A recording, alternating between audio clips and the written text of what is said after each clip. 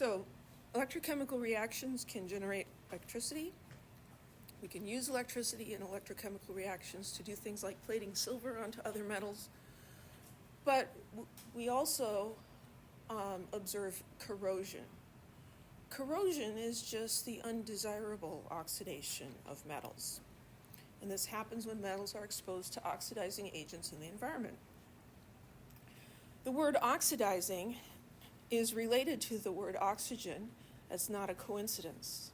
Oxygen is a great oxidizing agent, and so it's easily reduced and it will oxidize other substances. So in a neutral solution, oxygen can be reduced to hydroxide, and that has a cell potential of 0.4 volts. In an acidic solution, it's plus 1.23 volts. So in an acidic solution, things are going to rust or corrode more quickly, more easily. So if you pair a metal with the reduction of oxygen, most metals will spontaneously corrode. And yet, we still use metals as building materials, right? Some metals, very conveniently, form oxides as they're oxidized that coat the surface. And like the lead-acid storage battery, once the surface gets coated, no further corrosion can happen. So you'll lose a little bit of the outside layer, but then that creates a protective coating. And this happens with aluminum. So aluminum is great because it doesn't rust like iron does, right? So we use it a lot in cookware, baking sheets, etc. It doesn't rust. When iron rusts, the oxides of iron are called rust. Those oxides are flaky. They tend to just fall off and then expose more of the metal underneath, and so it can just continue corroding. The aluminum oxide sticks to the surface and eventually stops the corrosion. So here we have a picture of a rusty shed with iron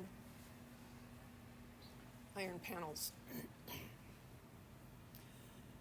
So this is an illustration of the electrochemistry that's going on here. It's kind of complicated, huh? So here we have a droplet of water. So this rusting is going to happen more when there's moisture present. So in water, we're going to have some naturally dissolved carbon dioxide, which is going to be in equilibrium with carbonic acid. And so we're going to get, this is going to be slightly acidic. And we get iron, Fe2 plus ions are going to be oxidized,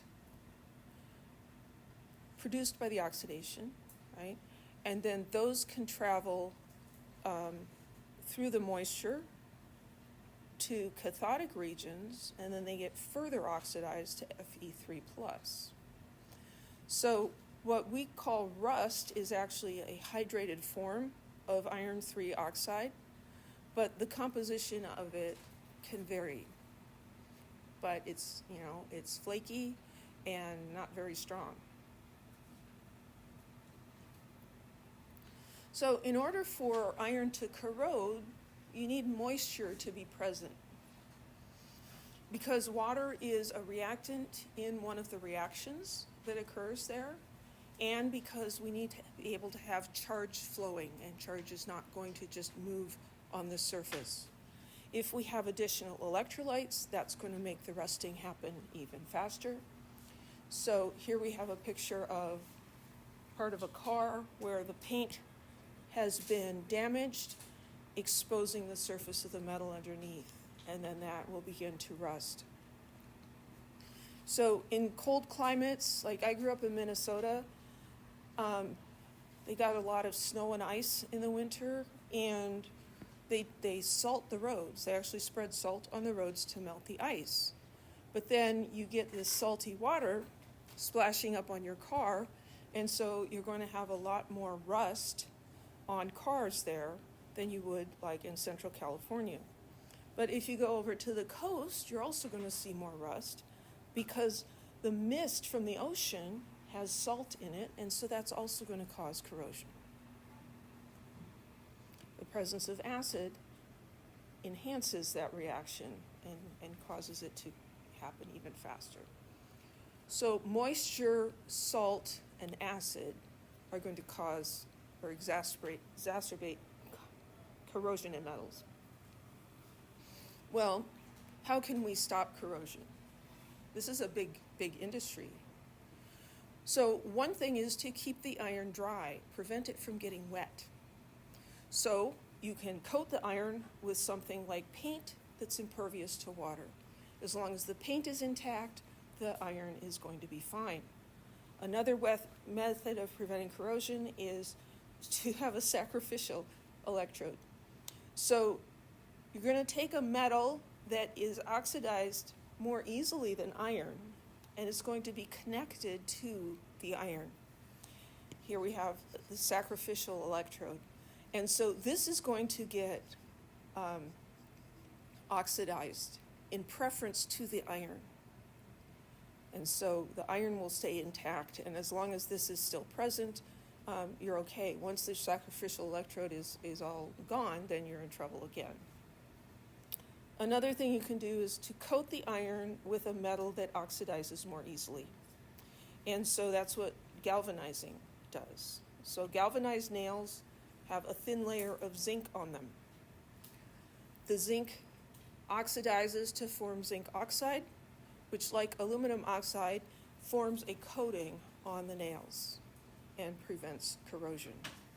So galvanized nails are typically going to be dull. They're not going to be nice and shiny.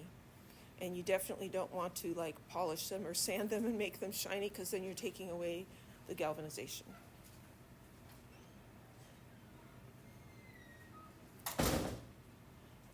Which of these metals does not act as a sacrificial electrode for iron? So did I please put, no I didn't. Well, how could we even answer that question?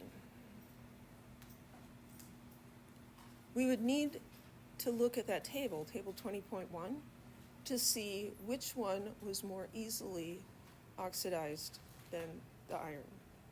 So it turns out it's copper. I was kind of hoping that maybe I had pasted that in here, but I didn't. Maybe I'll remember to do that next time.